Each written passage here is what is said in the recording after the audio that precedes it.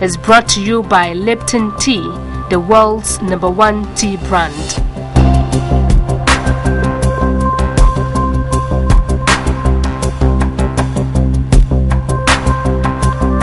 Good table manners say a lot about an individual's personality or upbringing. Normally, when somebody invites you out for lunch or dinner at a restaurant, you certainly cannot do away with the use of a cutlery. The cutleries consist of fork, knife, and spoon.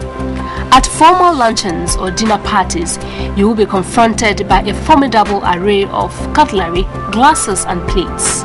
We certainly feel scared because we don't want to screw it up.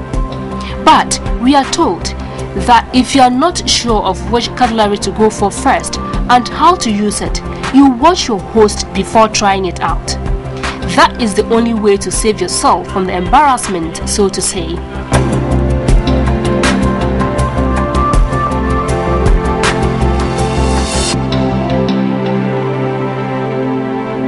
For example, they're bringing me a dessert or the main dish. You know, the first food that comes in is this. This is the appetizer.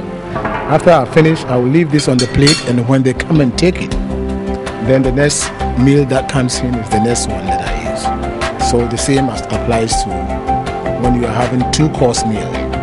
2-course, when they say 3-course meal, is sometimes the appetizer, the main dish, and the dessert is the 3-course. So you have this one here, and you have the knife here, and it's supposed to be like, you see how I'm doing it?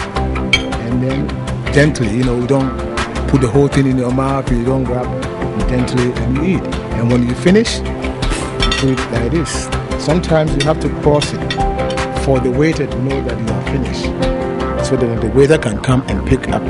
The cutlery differ according to what is served. This is a dessert spoon, and this is soup spoon.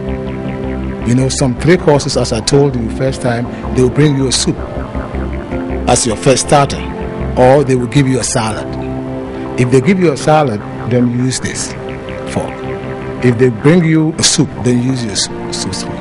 So that's why you have both of them there.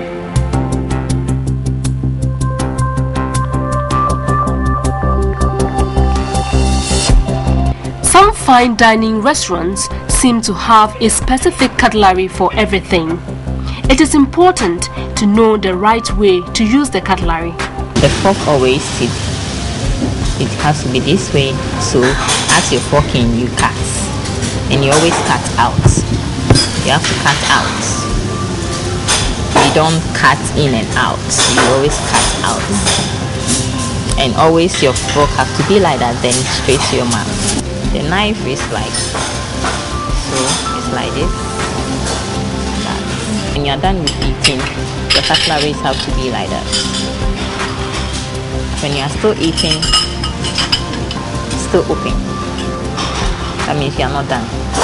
But when you are done, then that means all the cutleries have to come on one side. When you are done eating, the first on the tip of the joint knife. So this very one is the water glass. We use it as water glass. Yeah, somebody will say it look like a wine glass, but that's water. It can be used for water since it's being placed first.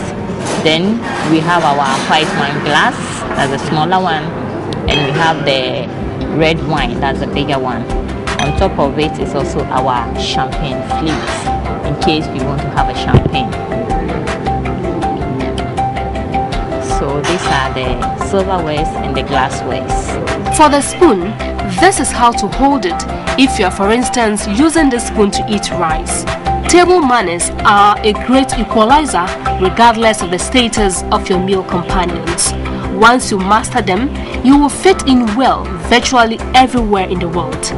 Good table manners are also for everyday, not just special occasions.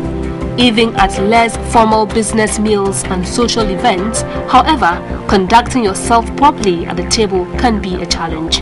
Table etiquette is very, very important when you are eating or when you are invited for a dinner or let's say a lunch. You always have to be on time. That is number one etiquette about you. When you always come and you're on your table, you always have to make sure that everybody start eating. Let's say everybody is served before you start to eat. if you are served, you are the first person to be served, you don't immediately start eating.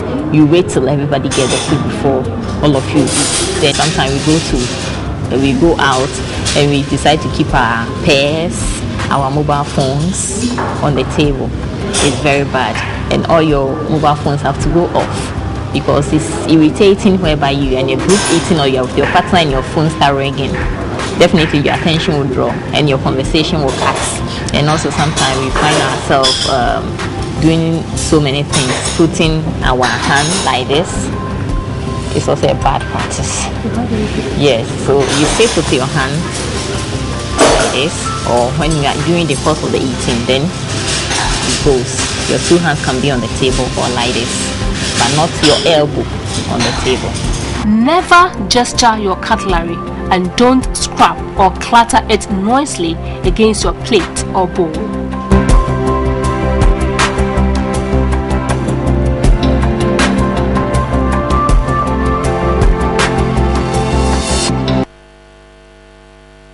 It's a formidable formation on the table. Okay, it can be really overwhelming sometimes. Oh yeah, actually, an event and then all these cutleries, glasses, and you're not sure what to use and all that. I just want to eat my food and go away. It doesn't matter which one I'm putting in my mouth. It does. Yeah, it does. But I mean,